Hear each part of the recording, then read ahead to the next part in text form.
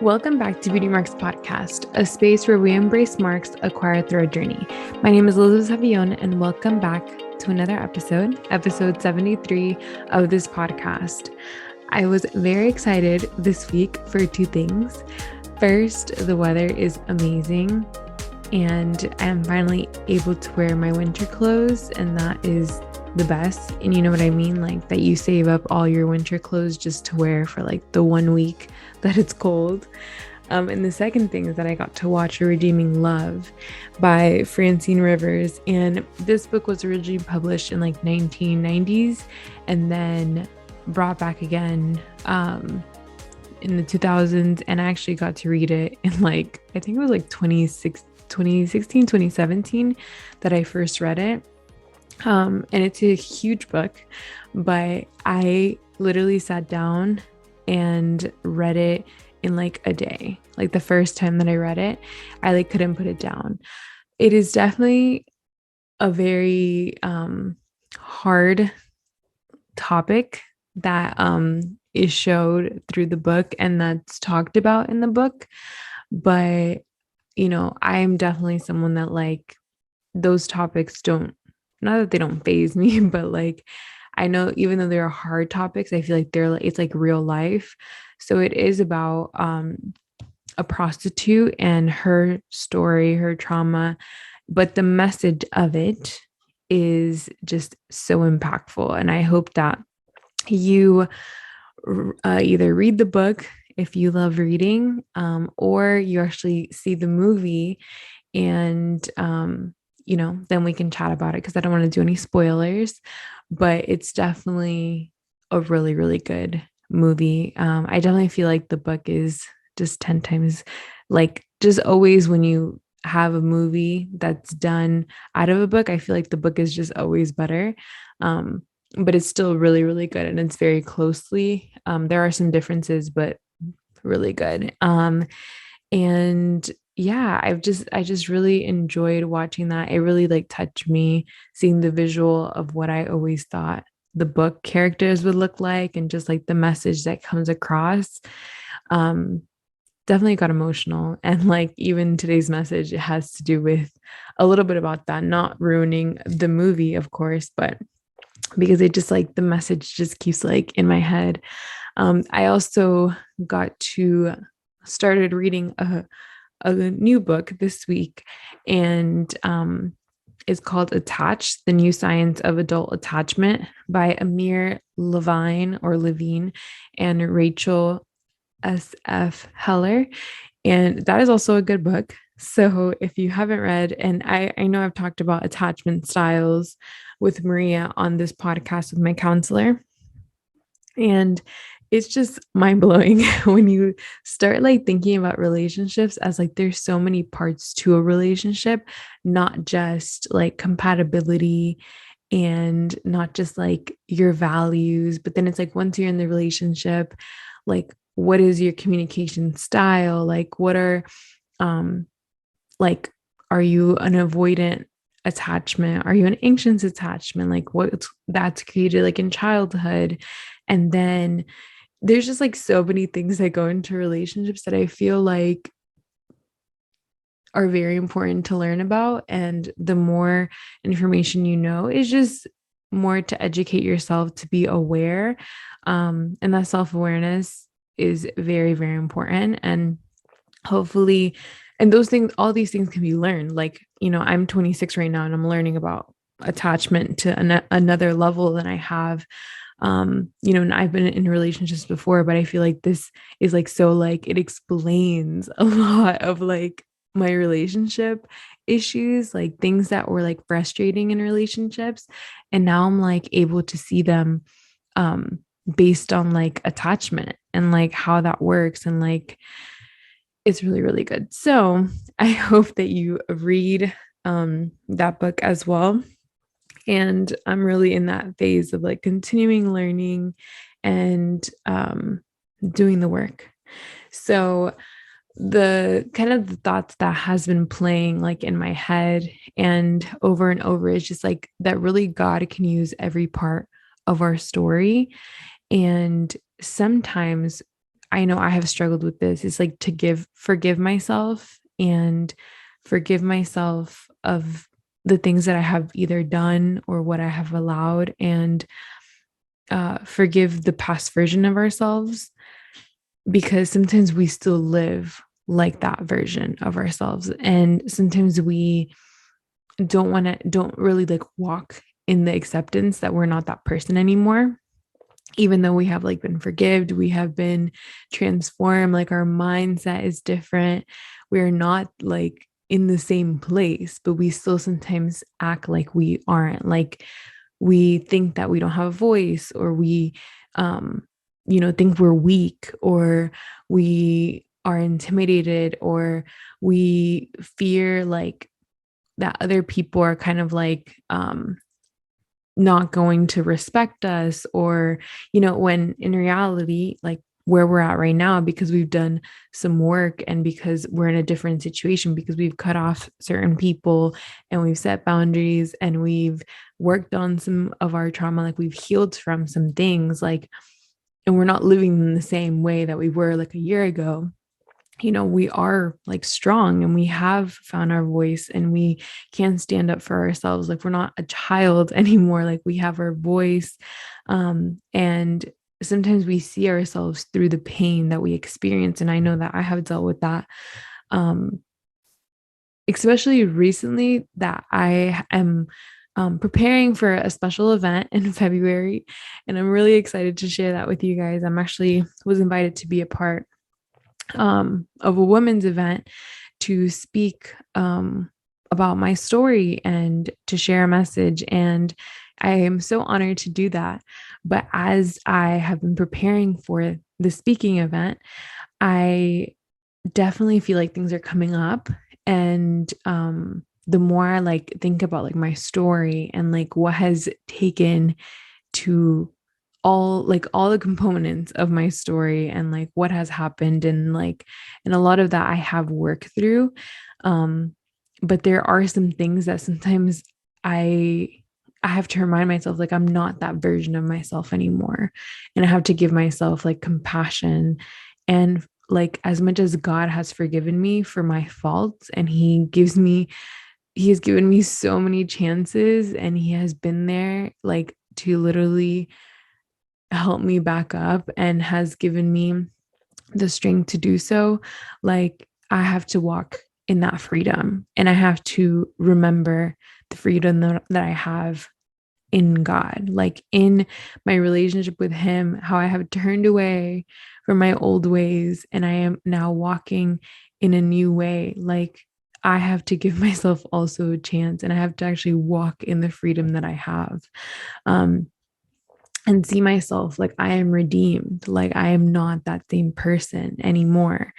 And that's how the enemy tries to get to us, to like try to remind us of who we were, the mistakes that we made, or what we allowed. And we start beating ourselves up about those things when like Christ died on the cross for us. And when we asked for forgiveness, and when we decided to give our life to Christ, God has already taken that, and we are redeemed now. And a verse that like really spoke to me was like First Peter 2:24. I always read it halfway, and then finally I like read the whole thing, and I was like, wait a second. So the part that I would always read was, he himself bore our sins in his body on the cross, so that we might die to sins and live for righteousness.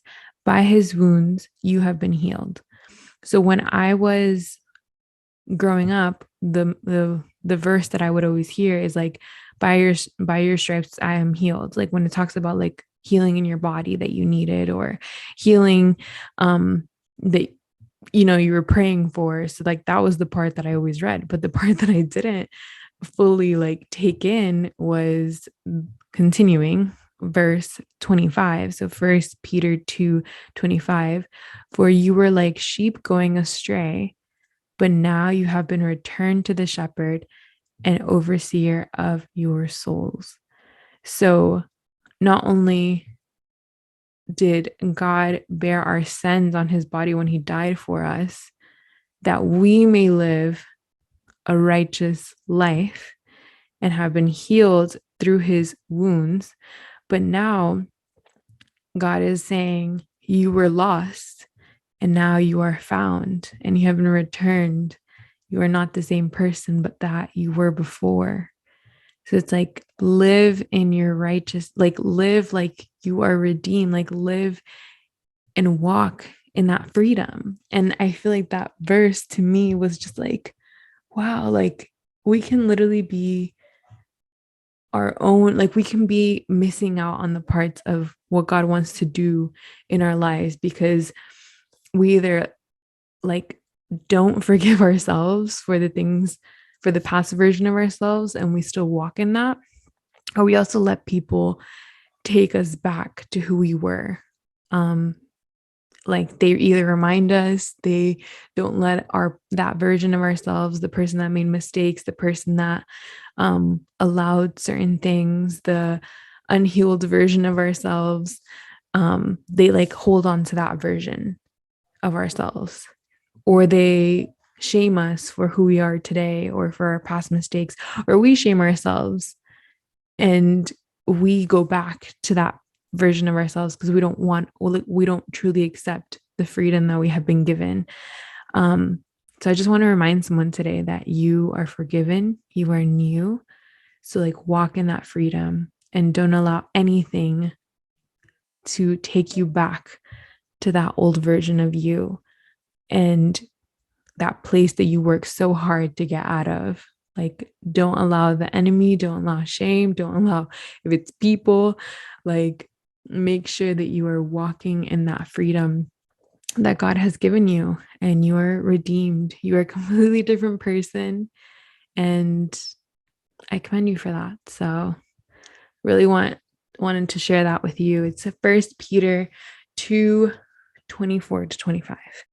So I also wanted to finish the Q&A of that I did earlier this month. I had a few questions. And first off, I know that I talked about how to maintain adult relationships, which I also did a Q&A. If you didn't check on that episode, I talked about a few different things. But when I talked about friendships briefly on that episode, I wanted to continue with something that someone wrote me about. And I was like, I need to add this to the episode because like even when I make like my show notes for the episodes, like even when I listen to it after, like I always am like, man, I could have said this, or oops, I forgot to say this, or like I said this a little differently, or and so I just, especially today, I'm like, let me talk about that one more time. The friendships continued. I was talking about like how to maintain friendships, like being intentional, like making time for them. But I feel like there's another part that people don't talk about is about when a friendship needs to end, but also as we grow and change, like, we're all trying to work on ourselves. We're all trying to like become the best version of ourselves, in whatever that looks like. And as we grow ourselves, sometimes our relationship circles have to change because as you're growing, it does not mean that other people around you are growing in the same direction. And that means sometimes that they have to change and that your relationships have to shift. And friendship breakups or changes hurt so bad. In the past few years, I've had to deal with that. And I think that people don't talk about it enough, to talk about the pain that you feel when your friendships change and they shift for whatever reason, and being okay with that and being okay to grieve those friendships that change, because you will grieve and it's okay. You're not being too sensitive if you're feeling hurt. But also, when you feel disappointed in a relationship or a friendship, I mean, when you feel disappointment in that, it's because there's unmet expectations. So I feel like you have to look at what are your expectations of the relationship? Because if you were expecting, like, for example, when something happens to you and you expect like, oh, we're like super close. So like I expect this person to like answer my call if I call them at any time, or like for them to show up. And maybe those are your expectations because you've done that for them, or that has been the dynamic that you guys have created over time. But let's say that changes. Let's say their work becomes like very, very demanding and they're there most of the time. And so, you don't really talk to them as much, or they are in a new relationship. And so that person has taken, of course, priority over your relationship, but that person has kind of pushed you to the side. So, like, you're really not as involved. So, maybe your expectation is that that person will like drop everything and leave like how they did before, but that's not the case now. And so, managing your expectations will help you from not getting hurts and knowing what to expect from the person, because maybe you're just expecting something that's not real and that's something that's not possible. So, and then the other part of that is, when is it time to call a relationship off? Like, if it's a unhealthy friendship, how to know when the friendship needs to end.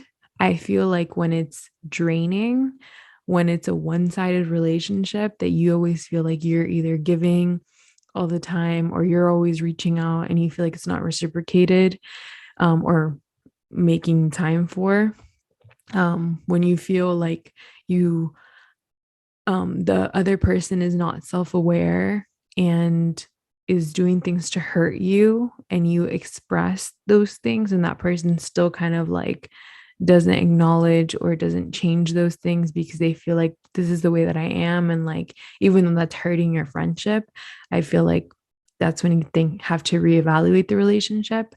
And then the last thing for me is when you feel like it's ruining your mental health and you either are avoiding the relationship or the friendship or conversation or the interactions, like you start kind of like avoiding it or not, or feeling like it's more of like a job instead of like, okay, I genuinely want to talk to this person. Or if they're personally, sometimes that's like, even if someone's extremely negative, sometimes you feel drained because you're like, wow, like I just feel like it's always this energy that is given. And so you just have to be mindful. I know that people go through seasons and there are some times that people have some hard things going on. And that's the time that you have compassion and love and understanding. But it's also like understanding that even though we're going through stuff in life, and we always, like when we're going through something, we prioritize our feelings and like make our lives like about us. But knowing that in friendships, relationships, it's not about us. And to keep them, it's like you have to do both. Like, as much as that person's there for you during a hard time, like you can also like step out of yourself, which I know takes work. And I'm not saying this is easy, but I feel like that's what I've learned over time. It's like for you to not always be egocentric on your life, like to actually care about someone else and like follow up, even if you're not feeling it, and sometimes that requires space and that requires communication for you to let someone know, like, hey, I'm going through this time, like how I've shared before, but I feel like I shouldn't always be surrounded around you. And I've been around people like that like literally you hang out with them and it's like literally consumed with like them. And so I'm just like listening and I'm like, okay, like I get that we always have like moments like that. But if it's always like that and you just kind of feel like you're like, okay, so I'm just like here, like maybe that's something to reevaluate. Just my thoughts. Um, Another really good question that I got was how to deal with trust issues, which I'm like, ooh, that's right up my alley. That is definitely something that um, I have had to work through. This person, I think, meant it through just relationships, like romantic relationships. So I want to start off by saying that like we all bring baggage into our relationships. That's the reality. When you're with someone, the closer and the more intimacy and vulnerability you get, like you start realizing that like someone's not perfect and they have their things that they bring to the table. Some good advice that I received before was that someone showing their words and actions to be consistent build trust. People should be given the benefit of the doubt, especially if you're just like meeting them, um, until they show you something else that you can't trust them. But it is built by consistency and by like their actions and their words showing consistently. And I know that for me in past relationships, how I have been cheated on, I think that that was an area for me that I struggled with because I felt like I had believed people before and I felt very guarded. And so I felt like everyone was going to do that to me. And in the beginning of my relationships, I would be like hyper vigilant, like super like, yeah, I don't really believe you. Like, yeah, but like, you know, and then until someone started showing me my fears of like, wait, their actions and words aren't consistent. So I should not trust this person. Like it was like an alert that I had that I felt like it made sense that I wasn't in a safe space to do so. But I know that there are safe people that their words and actions are consistent. And I think that when you communicate that with your partner, like about your either your baggage, your trauma, your insecurities, like that person should be able to understand to some capacity and be show you compassion and do their part, but you also have to take responsibility for your part. So like for me, I feel like knowing that like, okay, this person didn't cause the problems that I have, or the insecurities that I have. They're gonna, they understand where I'm coming from and they're gonna help me through it, but I have to do my part, the uncomfortable work of also like giving them the benefit of the doubt. But maybe they can affirm some things or just give me like assurance in certain ways or, kind of help me through that. But it's mostly my job. So it's like, even though, yes, we might have trust issues from the past, there are a lot of that stuff we do have to work with in ourselves. And of course, the person that we're with can either make that worse or they can make it better. So talk that over with your partner. Learn what is the part that you play in your trust issues and how you can get better at that. And then give people the benefit of the doubt that they aren't the same and that their actions and words can show you differently. So good luck with that. And then another question that I got was about boundaries in families. And I have talked about this on previous episodes. I talked about this with Suli, of about boundaries in family. And then I also talked about this with Ashley about boundaries. And I have shared about this throughout the podcast about like setting boundaries and the importance of boundaries. But just some like basics for boundaries that I feel like will be helpful, is that you have to know that you cannot control anyone and you cannot change anyone but yourself, and that boundaries are for you. And sometimes you communicate these boundaries to try to continue the relationship. But if those boundaries are not respected, you have to be okay with losing the relationship or the relationship shifting or changing. That means that, let's say someone brings up topics that you don't feel comfortable with every time, or they're always calling you out of your name, or when you guys get in an argument, they're always disrespecting you, or they make you feel uncomfortable around, like, whenever you come around. So that would, if you have already communicated, like, please do not talk about this, or I don't feel comfortable talking about this, or no, I will not talk about this, or I do not feel comfortable when you say this to me, or when you say that I'm lazy, or like whatever someone's calling you names about, or that's disrespecting you or making you feel uncomfortable, you can communicate that. But if they do not, like, if they continue doing it, then you have to either limit your exposure to them, because that's the only part that you can control is what you allow.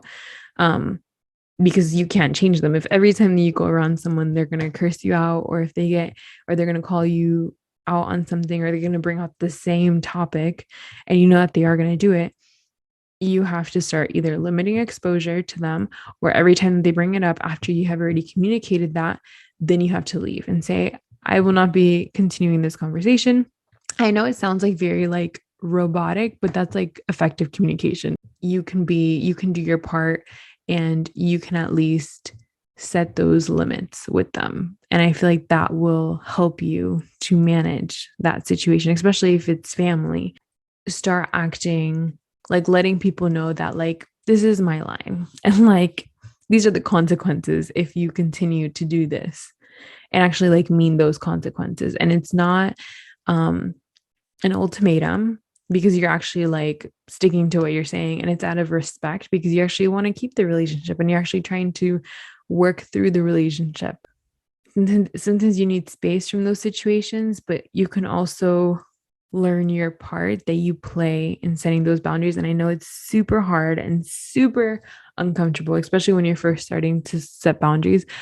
But I promise you it gets better, and people respect you more when you have your boundaries and you're not always like a yes person, and you're not always, oh, I'll do it, or I'll save, or I'll fix, because you respect yourself, you respect your time, and you know that you have a voice. So I just want to remind you that you have a voice, and I promise you it gets better.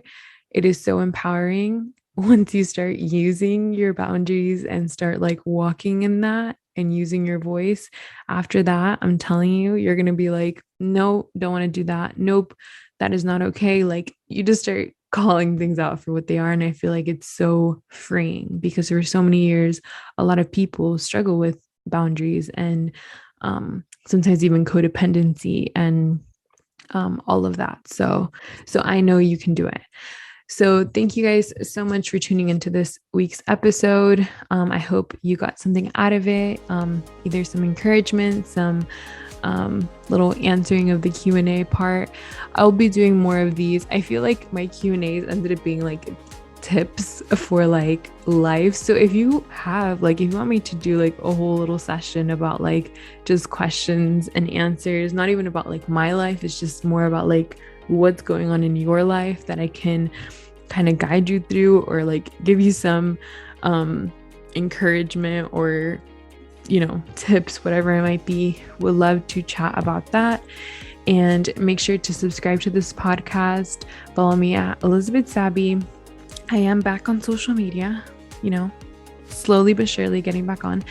And I'm just thankful for all of you guys. Thank you for your support. Thank you for sharing the episodes. If an episode speaks to you, make sure to share it with a friend. And I'm so excited for the next few weeks to talk about all things relationships. And if you have any suggestions of that, make sure to do so by emailing me at beautymarkspodcast@gmail.com, or also on social media. You can write me on there. I hope you guys have a great week, and I will see you guys next week.